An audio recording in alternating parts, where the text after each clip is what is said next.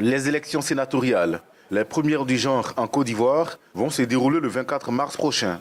Avant les échéances, le Conseil national de la presse, organe de régulation de la presse écrite, instruit les journalistes sur les questions liées au Sénat. Objectif, assurer l'encadrement du traitement de l'information en période électorale. Le premier responsable de l'institution est donc intervenu sur le thème « Le rôle de la presse dans la couverture des élections sénatoriales ».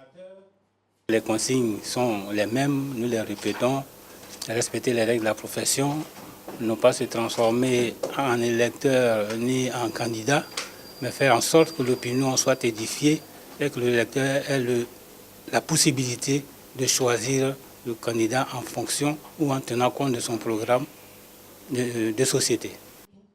La date limite de dépôt de candidature est close depuis le 9 mars dernier. Ce sont donc 58 listes de 116 candidats qui sont concernés par cette élection. Maître Alain Victoire, porte-parole de la Commission électorale indépendante, est à cette occasion revenu sur le mode opératoire du scrutin. Il s'agit d'un scrutin de liste majoritaire bloqué à un tour. Il n'y a pas deux tours. Par contre, en cas d'égalité, on reprend l'élection une première fois. S'il y a une nouvelle égalité, on organise encore une nouvelle élection. Et s'il y a encore une égalité, en ce moment, la liste sur laquelle figure le candidat le plus âgé est déclaré élu.